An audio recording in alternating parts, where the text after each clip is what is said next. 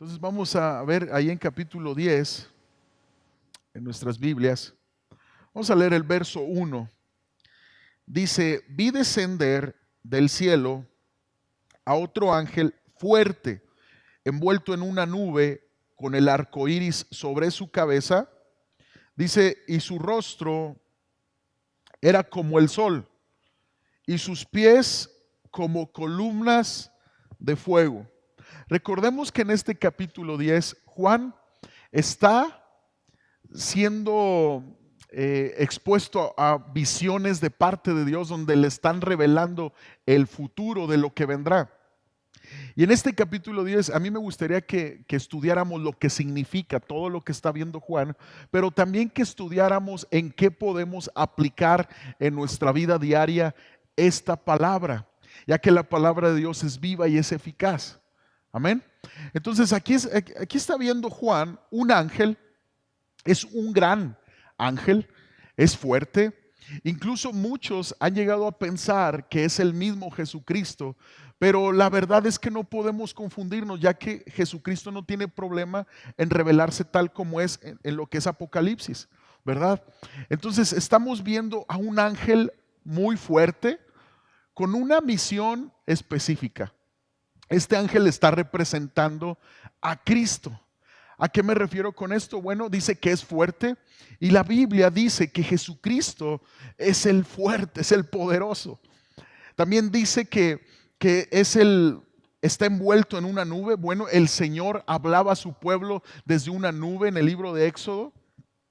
También dice que tiene un arco iris. El arco iris es simbolismo de un pacto de misericordia. Lo vemos en el libro de Génesis. Bueno, eso solo el Señor lo puede hacer. Y también dice que su rostro era como el sol. Apocalipsis 1 dice que Jesús tiene su rostro como el sol. Entonces este ángel está anunciando la venida de Cristo. Y es interesante porque aquí en el verso 2, vamos a leer el verso 2, dice, tenía en su mano un librito abierto. Pongan mucha atención en este librito. Un librito abierto, y puso su pie derecho sobre el mar y el izquierdo sobre la tierra. ¿Sí? ¿Hasta ahí vamos bien? Entonces este ángel pone un pie en el mar y otro pie en la tierra, y esta es la visión que está teniendo Juan, y en su mano tiene un librito. Ahora, ¿por qué pone un pie en el mar y otro en la tierra? Bueno, porque para el Señor no hay límites. El mensaje de Jesucristo, escucha con atención, se dará hasta el final de la tierra. Toda isla en el mar, todas las naves que puedan estar en el mar, van a ver a Jesucristo venir por segunda vez. No hay ningún pueblo que sea como apartado o un pueblo que no tenga nada que ver con los planes que Dios tiene para la humanidad. Todos los pueblos, todas las tribus, todas las naciones se darán cuenta que Cristo es el Rey y que Cristo viene por segunda vez, y también comparecerán ante el tribunal en aquel momento, ante el tribunal de Cristo. Entonces, no hay límites para el Señor. Esto nos habla simbólicamente que para Cristo no hay límites. El mensaje del Evangelio no tiene límites. Y también dice el verso 3, y clamó a gran voz este ángel, como ruge un león. Y cuando hubo clamado, 7 truenos emitieron sus voces. Fíjate bien, este ángel clama y le responden 7 truenos desde el cielo. Y luego dice, cuando los 7 truenos hubieron emitido sus voces, yo iba a escribir, pero oí voz del cielo que me decía, sella las cosas que los 7 truenos han dicho y no las escribas. El trueno es un sonido fuerte, y el sonido de los 7 truenos simboliza la plenitud de la voz de Dios. Quiere decir que la voz de Dios es suficiente para transformar una vida, una familia y aún toda una nación. Obviamente, pues cuando somos expuestos a la palabra de Dios, no escuchamos truenos, hermanos. Pero la palabra de Dios es la voz de Dios. Esto es algo que va a pasar en el futuro, en los tiempos apocalípticos, en los tiempos finales. Pero meditemos en esto. Si la voz de Dios es tan poderosa, entonces su palabra, que es la voz de Dios, que es la palabra de Dios, que es la voluntad de Dios, puede transformar mi vida y cualquier situación que pueda estar en mi vida o en mi familia. Entonces, estos 7 truenos simbolizan la plenitud de la voz de Dios. La voz de Dios con frecuencia es comparada con el trueno en las Escrituras. Cuando truena, no sé si tú has experimentado esto, pero se siente algo muy, muy tremendo. Los bebés lloran. Bueno, las niñas, mis niñas se asustan, las más chiquillas se asustan. También le pasaba eso a Andresito, al más grande, cuando estaba más chico, porque el trueno impone, impone. Y retumba, pero tremendo. Ahora, fíjate, 7 truenos al mismo tiempo. ¿Te imaginas lo que estaba viendo y escuchando Juan? Fue increíble lo que vio Juan.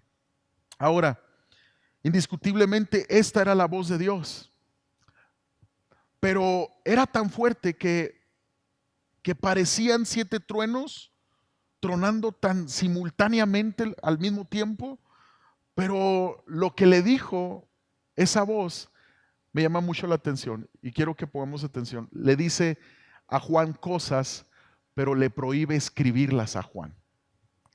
Entonces, ¿qué quiere decir? Que nosotros no lo sabemos y no podemos adivinar esas cosas.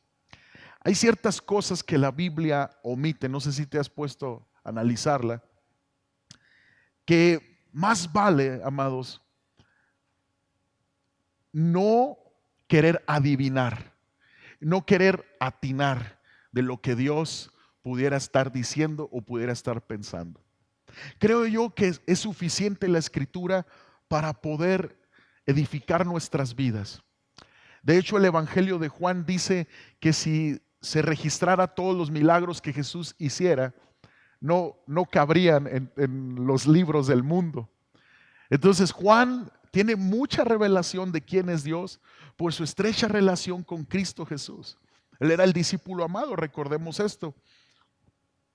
Entonces es necesario que tú y yo comprendamos que la Escritura es suficiente. Incluso Apocalipsis nos dice que hay maldición a aquel que añada las palabras de este libro o quite las palabras de este libro. Gálatas también, a través de Pablo, dice Pablo que aun si un ángel se apareciera anunciando otro evangelio que no sea este, entonces sea anatema. Entonces yo creo que debe de existir en cada persona, en cada ser humano, el deseo de la verdad. Y yo quisiera hacer esta pregunta a los que nos ven desde casa. ¿Tú sabes con certeza que estás creyendo la verdad, que caminas en la verdad? ¿Sabes con certeza que tu fe es la verdad según las Escrituras? Porque muchas veces nos conformamos con mitos de hombres, con enseñanzas de hombres. Y pudiéramos caer en el error que se cae comúnmente en la sociedad. Todos los caminos nos llevan a Dios, pero la realidad es que solo hay un camino. Solo hay un camino. Muchos dicen también, no importa lo que creas, con que creas con sinceridad, eso te va a ayudar. Bueno, eso no es cierto, porque cuando vamos al doctor, y si tú y yo traemos una fiebre pero fuerte o una tos o un mareo fuerte, qué sé yo, o un dolor de huesos, qué sé yo, y este doctor nos dice, tomes esta aspirina. No más esto, doctor, oiga, pero traigo fiebre. No, es que lo que importa es de que usted se la tome con mucha sinceridad para que se alivie. Claro que no. Nos vamos a ir donde nos chequen bien, nos estudien bien y nos den un buen medicamento. Entonces, ¿cómo creer que no importa lo que creamos o abracemos, con tal de ser sinceros, vamos a llegar a Dios. Eso es mentira. Entonces, por falta de conocimiento de la palabra, el pueblo perece. Tenemos que ir a las Escrituras siempre y buscar el significado de las cosas, lo que Dios quiere para el ser humano, lo que Dios quiere para nosotros como personas. Vamos a seguir leyendo, dice en el verso 5, y el ángel que vi en pie sobre el mar y sobre la tierra, levantó su mano al cielo y juró por el que vive por los siglos de los siglos, que creó el cielo y las cosas que están en él, y la tierra y las cosas que están en ella, y el mar y las cosas que están en él, que el tiempo no sería más. Verso 7, sino que en los días de la voz del séptimo ángel, cuando él comience a tocar la trompeta, el misterio de Dios se consumará, como él lo anunció a sus siervos, los profetas. Fíjate bien esta frase del verso 6. El tiempo no sería más. Esto quiere decir que ya no habrá más demora. Ya no habrá más demora. Entonces significa que después de la voz de la séptima trompeta, comenzará el rápido establecimiento del reino de Dios en este mundo. Vamos a estudiar la séptima trompeta en el capítulo 11. Pero, ¿cómo? Fíjate bien, dice, no habrá más demora. Esto es lo que significa. Entonces llegará el momento del juicio de Dios. Llegará el momento que va a venir el juicio sobre los inmundos, sobre los que se resistieron al mensaje de Cristo, y el momento cuando la humanidad obtendrá su herencia como hijos de Dios. Obviamente los que hayan creído en Jesucristo como Señor y Salvador. Entonces va a llegar el momento del fin. Ahora, esta frase de ya no habrá más demora significa, 2 de Pedro 3:9, mira lo que dice: el Señor no retarda su promesa, según algunos la tienen por tardanza, sino que es paciente para con nosotros, no queriendo que ninguno perezca, sino que todos procedan al arrepentimiento. Esta palabra como de tardanza no quiere decir que a Dios se le haya salido de control o no haya previsto Dios el tiempo de su venida. Dios es perfecto. Más bien esta palabra que usa Pedro aludiendo a esta frase que ya no habrá más demora de la venida de Dios, esto alude porque para nosotros pareciera que la segunda venida de Cristo está tardando. Dios no está tardando. ¿Por qué? Porque Dios tiene todo bajo sus manos. Él tuvo una previsión de las cosas.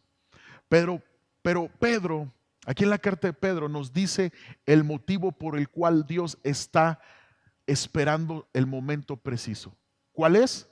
Misericordia para los que no han creído. Que Dios no quiere que nadie se pierda, sino que todos procedan al arrepentimiento. Entonces, no quiere decir que Dios como que faltó a lo planeado por Él. No, Él es perfecto. Él no se salió de control, no, Él ya había fijado este momento de gracia, pero para nosotros, para algunos, pareciera tardar el Señor. Por eso Pedro dice, el Señor no retarda su promesa, según algunos la tienen por tardanza. Fíjate, desde el tiempo de los apóstoles ya había gente que decía, pues, ¿cuándo va a venir Jesús? Está tardando, y sí, tardó. Pasaron 2000 años, más de 2000 años, y en este punto la iglesia pudiera decir, o pudiéramos decir, no, pues está tardando el Señor, va a tardar. Pero lo importante es que la iglesia vele, ore y esté alerta, trabajando, porque nadie sabe la hora, ni el Hijo, solo el Padre. Ahora, escucha bien, también Jesucristo se expresó así. En Mateo 25, verso 5, Dice, y tardándose el esposo, cabecearon todas y se durmieron. Refiriéndose a la parábola de las 10 vírgenes. Cabecearon todas y se durmieron. Entonces, ¿qué quiere decir? Que la iglesia no puede estar en una comodidad espiritual, como un lugar así como que pues el Señor está tardando, entonces vamos a relajarnos. La iglesia tiene que estar velando porque el Señor va a volver. Y lo va a hacer como ladrón en la noche. Así lo describe los evangelios a través de Cristo Jesús. Él mismo dice, ¿cómo llega un ladrón? Él no te avisa. Oye, voy a ir el 15 de octubre para que me tengas esa televisión plasma que tanto me gusta. Me dejas abierto el candado porque voy a ir. Y es más, si quieres le pongo comida al perrito para que no te despiertes, porque voy a ir y te voy a saquear. No, el ladrón entra cuando menos lo esperas. No quiere decir que Jesús sea un ladrón, no, para nada. Pero él le usa esta ilustración por lo repentino que va a ser su segunda venida. Pero me llama mucho la atención el corazón de Dios, amados. No queriendo que ninguno se pierda, sino que todos procedan al arrepentimiento. ¿Cuál es el deseo de Dios? Que todos procedan al arrepentimiento, que ninguno se pierda. Que ninguno se pierda. ¿Por qué el Señor está alargando este tiempo de gracia y de misericordia? Porque viene un juicio a la humanidad. Y como dice Hebreos, escrito está que el hombre muera solo una vez y después de esto el juicio, amados. Entonces quiere decir que ya no habrá más tiempo para nada, ni para arrepentirse, ni para corregirse o prepararse. Todos tendrán entonces que comparecer ante el Señor, dar cuentas ante el Señor. Entonces hay un tiempo que estamos viviendo de mucha gracia, donde la iglesia tiene que tener esto en su corazón. Dios quiere que todos procedan al arrepentimiento. ¿Cuál es la fe que predicamos? ¿Cuál es la fe por la que luchamos? ¿Cuál es la oración con la que estamos peleando por los nuestros, por nuestros familiares que aún no conocen a Cristo? Señor, que te conozcan. Que te conozcan. ¿Cuál es el propósito principal como iglesia? Que sea conocido la esperanza, la buena nueva, que en Cristo Jesús hay perdón de pecados para que todos procedan al arrepentimiento y nadie se pierda. Este es el corazón del evangelio. Apocalipsis nos debe despertar a la iglesia a trabajar en la gran comisión como nunca antes, deseando, orando salvación de almas. Oh, cuánto yo le pido al Espíritu Santo que esta noche, amados, nos llene de pasión por las almas perdidas. Que amemos a la gente, que amemos con un amor demostrativo, que podamos predicarle a la gente, no con juicio, porque Dios, escucha bien, nos ha mandado a predicar con amor y con verdad. El juicio está reservado para el final y solo Dios lo va a traer, nosotros no lo vamos a traer. Que el Espíritu Santo imparta pasión por las almas a su iglesia esta noche. Por las almas. Amén. Y luego dice aquí en el verso 8, vamos a leer el verso 8, ya terminamos hasta el verso 11. Dice, la voz que oí del cielo habló otra vez conmigo y dijo, ve y toma el librito que está abierto en la mano del ángel que está en pie sobre el mar y sobre la tierra.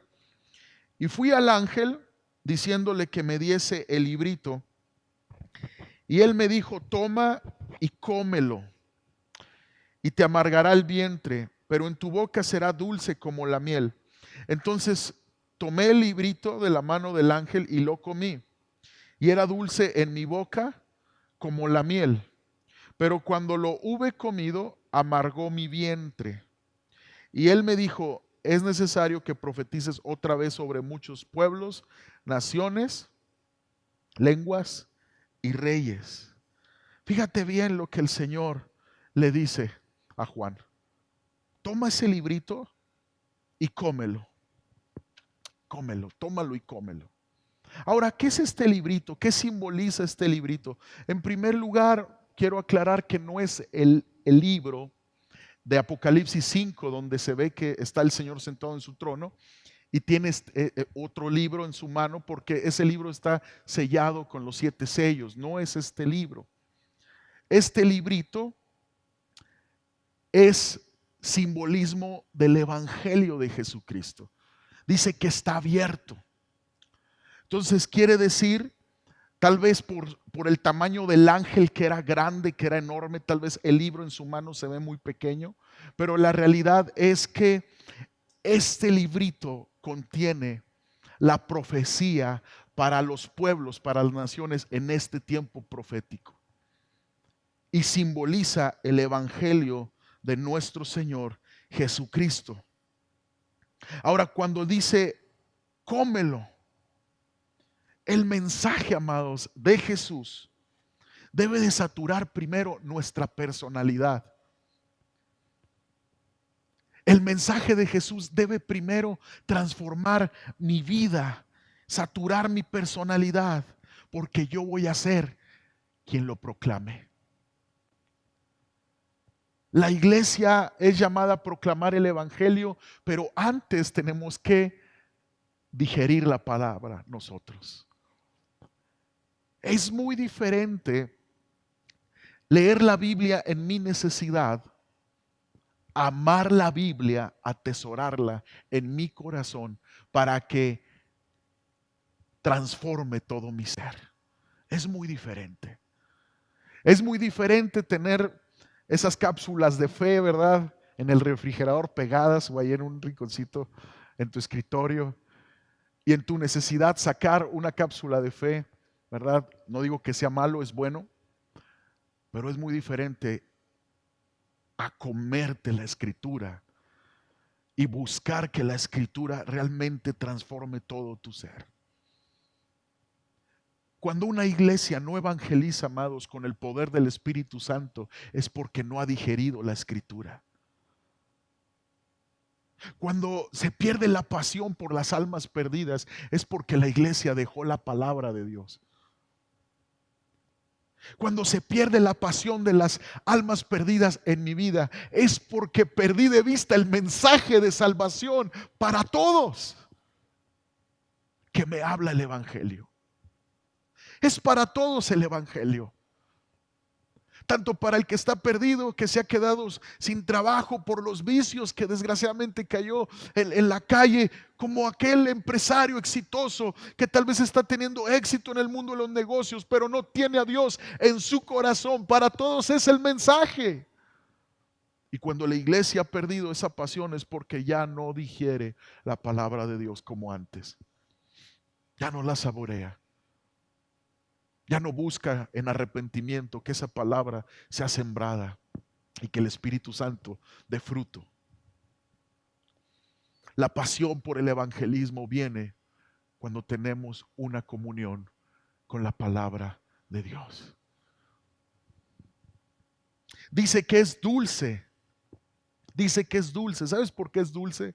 Porque el mensaje del evangelio es el amor incondicional de Cristo por el perdido. Es la misericordia eterna de Dios para todos. Pero ¿sabes también por qué es amargo al vientre? Porque sabemos que el que lo rechaza es expuesto al juicio de Dios. Y cuando tú comprendes el evangelio, iglesia, tú lo disfrutas tanto porque es como miel a tu paladar, es tan dulce. Oh, cuán hermosas son tus leyes, Señor. Como decía el salmista, miel a mi paladar, me gozo en tu palabra. Es tan dulce el amor de Dios. Pero ¿sabes qué? Llega a haber un punto donde la iglesia también intercede con una carga en su corazón de parte del Espíritu Santo, porque sabemos que los que rechazan el evangelio se exponen al juicio inevitable que viene de Dios al mundo entero. Entonces tú y yo tenemos que aprender a degustar, a saborear el evangelio, predicar el amor incondicional, la misericordia eterna de Dios, pero también debemos de aprender a interceder con una carga del Espíritu Santo. Si es posible, con lágrimas en nuestros ojos. Claro que Dios lo puede hacer, porque nos duele y porque nos es amarga la realidad que el que rechaza el evangelio está rechazando a Dios mismo y está condenando su alma al infierno. Tiene que haber eso en nuestras vidas. Sí, tiene que haber el eslogan y el anuncio que ponemos: ven y tal como eres. Tiene que haber eso en nuestro corazón. Vengan a Cristo, hay amor eterno, pero tiene que haber esa intercesión y ese dolor en nuestro corazón, porque el que rechace a Cristo se va a perder eternamente. Y tiene que haber esa carga en la iglesia que el Espíritu Santo la puede poner para salir y dar lo que por gracia hemos recibido para que otros conozcan a Cristo. Este capítulo 10 de Apocalipsis, muchas Biblias lo titulan El ángel y el librito. Y esto nos lleva realmente a profundizar lo que Dios quiere como su iglesia. Que oremos, que intercedamos y que siempre proclamemos el amor eterno de Cristo. Vamos a ponernos sobre nuestros pies, por favor. Y vamos a orar. Señor, te damos gracias por tu palabra. Gracias porque Apocalipsis nos revela que tú vas a volver por segunda vez. Gracias, Señor, porque en ti esperamos ese regreso. Es en tu palabra que confiamos. Y como iglesia queremos proclamar el amor de Cristo. El amor que perdona, que cubre los pecados. La buena noticia del evangelio. Pero también necesitamos interceder, Señor. Y que pongas en nosotros, Espíritu Santo, una carga. Porque el que te rechace a ti está condenando su alma, Dios. Levanta tus manos, iglesia, y dile: Espíritu Santo, pon carga en mi corazón para interceder. Pon carga, Señor, despierta a los intercesores. Despierta, Señor. Y que cuando andemos en los trabajos, en las escuelas, en el súper, en la calle, veamos a la gente con misericordia, con deseo, Señor, de presentarle el mensaje. Vamos, empieza a interceder y dile: Señor, ten misericordia. Vamos, empieza a interceder. Ya le pediste carga, empieza a interceder por tu familia que no conoce a Cristo. Empieza a interceder, dile: Señor, ten misericordia. Ten misericordia. Vamos, dile: Señor, ten misericordia. Que no se pierda, Señor. Vamos, dile: Señor, que deje esa necedad, Señor. Que tu amor se le revele, Dios. Que en el nombre de Jesús vengan tiempos donde se rinda a ti, Dios. Misericordia, revélate, revélate. Vamos, dile: revélate, Señor. Revélate, Dios. En el nombre de Jesús. Son tiempos, Señor, finales. Son tiempos proféticos los que estamos viviendo. Y sabemos que estás, Dios, por venir.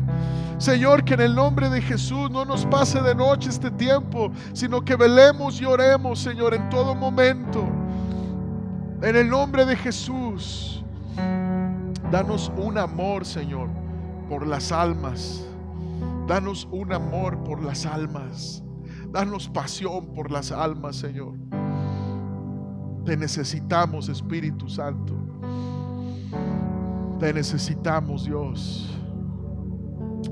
Fluye, Espíritu Santo, en cada uno de nosotros, porque en el dar está el recibir. Queremos dar, Señor, lo que por gracia hemos recibido, Dios. Espíritu de Dios, fluye, fluye en nuestras vidas. Levanta intercesores, Señor, que se pongan en la brecha. Levanta intercesores que se pongan en la brecha, Señor. En el nombre de Cristo Jesús. En el nombre de Cristo Jesús. En el nombre de Jesús. Señor, y te damos gracias porque sabemos que la oración tú la escuchas. Vamos, gózate en el Señor y dile: Señor, gracias porque yo sé que tú vas a hacer algo maravilloso y poderoso. Que cuando tú llamas a tu pueblo a la oración, a la intercesión, es porque quieres manifestarte poderosamente. Vamos, dile: Señor, gracias porque yo sé que cuando me llamas a orar es porque quieres abrir los cielos, quieres intervenir, Dios. Veremos grandes cosas suceder. Dile al Señor: no me conformo, Señor.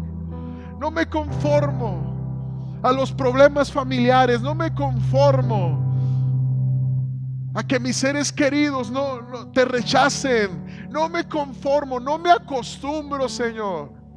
Vamos, dile: no me acostumbro, Señor, a vivir sin predicar tu evangelio. Vamos, dile: no me acostumbro. No me acostumbro, Dios. En el nombre de Cristo Jesús.